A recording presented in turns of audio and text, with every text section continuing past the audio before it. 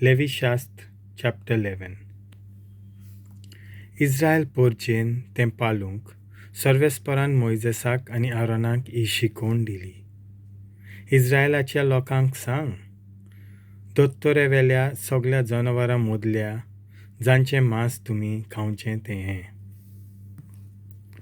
जोनावरांतल्या जांचे खूर वेगळे, जावं vantlole asat आनी rovont korta तें जनावर तुमच्यान khaum-iet.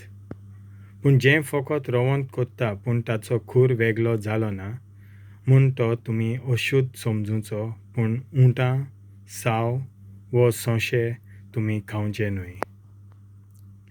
ही rovont करतात पूण ताचो खूर वेगळो जाल्लो आसना तांकां vantlole घेता नात, म्हूण तोवूय तुमी अशुद्ध somzun-cho.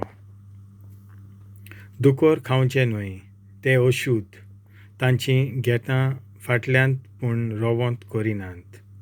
ह्या जनावरांक आफडूं नाकात व तांच्या मोड्यांक लेगून हात लावचो न्हय.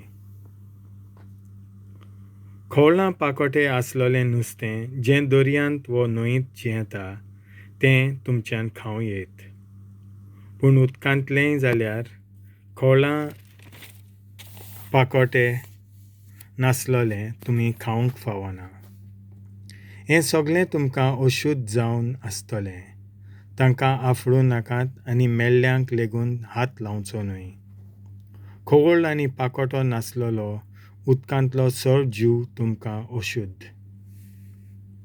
आनी सुकणीं पाखरां तुमच्यान खावूं नजो तीं, घुण, गीद आनी सावळे, गार, विंगोळ जातीचे सोजाणे, सोबार जातीचे कावळे, नाटकां, कोगूल आनी पोगडे, काळो गीद, शामरोक आनी केंसार, धवें गुबोड, काणकोल्ली, गीद, सोबार जातींचीं बोकीं, बोलार आनी पाखे.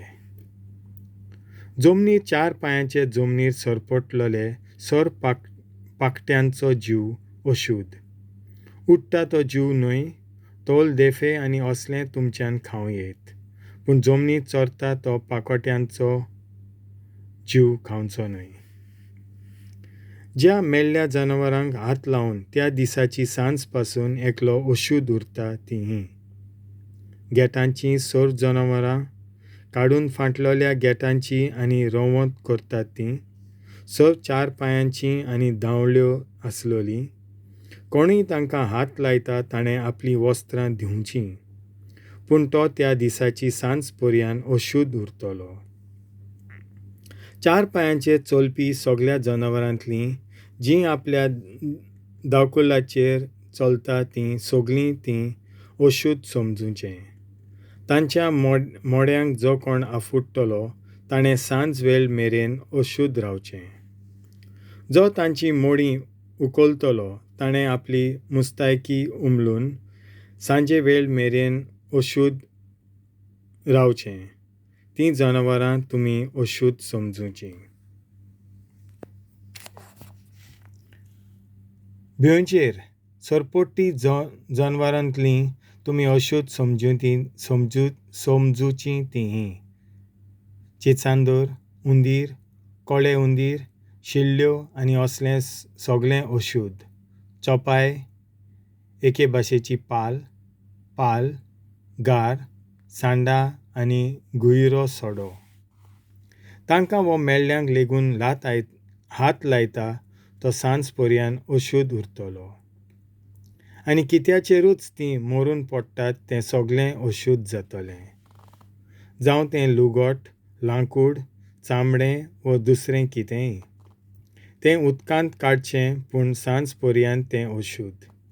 तीं मरून मातयेच्या आयदनांत पडल्यार त्या आयदनांत आसा तें अशुद्ध जाता आनी तें आयदन फोडून उडोवचें.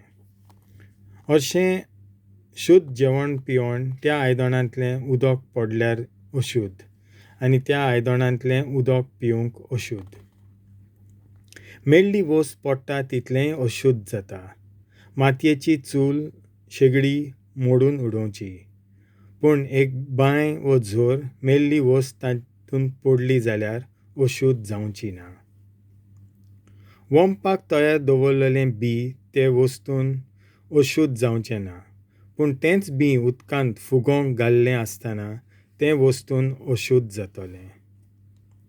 जें जनावर हरशें खाव-इत, पूण तें मरून कोणूय ताका हात लायत तो सांज पर्यान अशुध्द उरतलो. आनी ह्या जनावराचें कितेंच खाता ताणें आपलीं वस्त्रां धुवचीं. पूण सांज पर्यान तो अशुध्द उरतलो. मेल्लें मोडें उखलून व्हरता ताणें आपलीं वस्त्रां धुवचीं, पूण सांज पर्यान तो अशुध्द उरतलो. भुंयचेर सरपटपी सगळीं जनावरां बुरशीं आसात, तीं खावचीं न्हय. आनी जमनीर चडटात वो चारोदीक पांय आसून चलतात ते सुपुल्ले जीव तुमी खावचे न्हय, कारण तीं बुरशीं आसात. असलें कितेंच खावून तुमी अशुध्द जावं नाकात. हांव तुमचो सर्वेस्पर, आनी तुमी पवित्र जावंक जाय, कित्याक हांव पवित्र. हांव तुमचो सर्वेस्पर आनी तुमचो देव जावचे खातीर हांवें तुमकां इजिप्तांतलीं भायर काडून हाडल्यांत. तर तुमी पवित्र रावंक जाय, कित्याक हांव पवित्र.